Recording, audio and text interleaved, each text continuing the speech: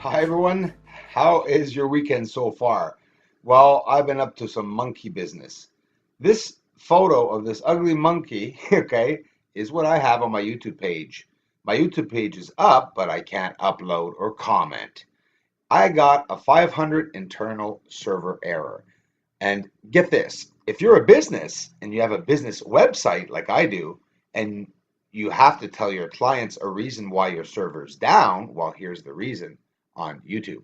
It says a team of highly trained monkeys has, okay, been dispatched to deal with the situation. If you see them, send them this information as text. Okay. Screenshots frighten them. And there's a text as long as my arm. So this is a YouTube team message or internal error message on the server of YouTube. And this is why the reason why I cannot upload. So just wanted to share that. And by the way, bruceisall.com is my website and it goes very well. Hello and welcome everyone. It's the weekend once again. Some more great videos coming up. Regis Weishweg, bro, there are no words to say how I feel and how emotional I am inside for the help that you're giving me and the community and for making my dream come true, bro.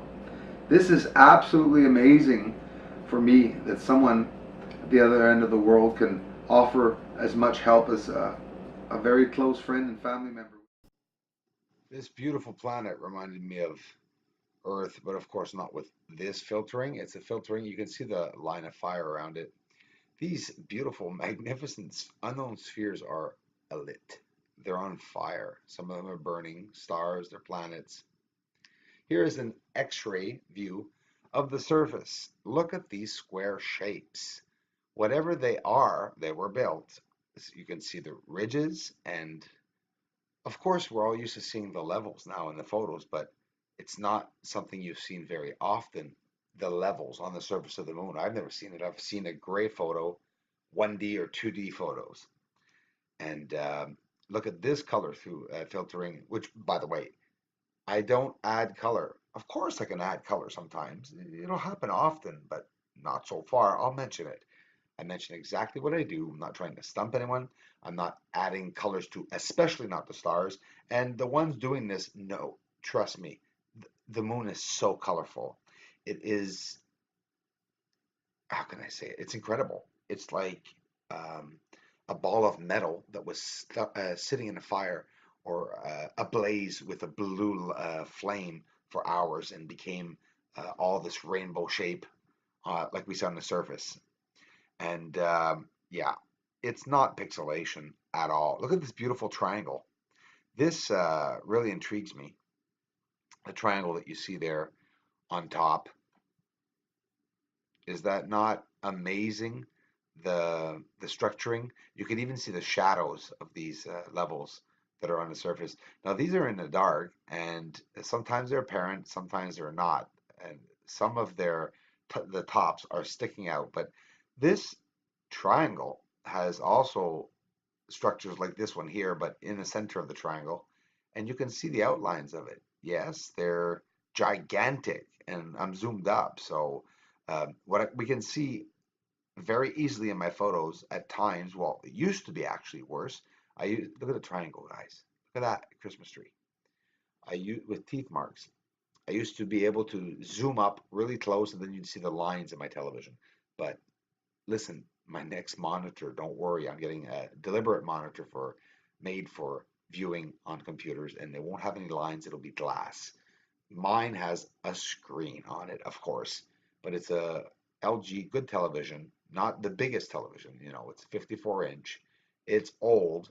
I have to change it, but um, I need the monitor for the technique that I'm doing, including changing the wavelengths, etc., and viewing different.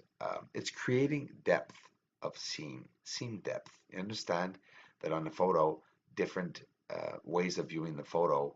Um, it's the same principle and or idea of an application or a program that can make a photo become three-dimensional. It's doing it by hand is what I'm doing, and giving a virtual view of the surface like we see here. This is very, very nice because we can see where the rocky surface is at the back. We can see the different lit areas all along with colors and bridges. Definitely bridges. Look closely in the photos, pause it. There are paths, everything's connected. Um, all these areas are on platforms. They're not hiding, by the way. They're on the surface, hard to see, but most of them are not hiding.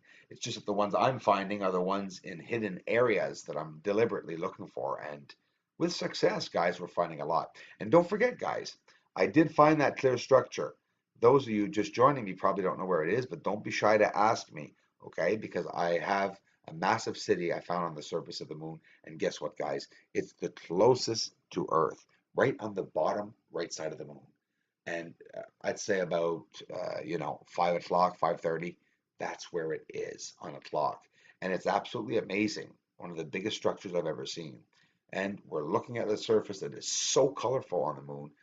It's not gray. Our eyes do not see certain wavelengths in space, and by using different filtering, it's amazing. All these things are popping up in the same photos that were not there before, and I'm learning a lot.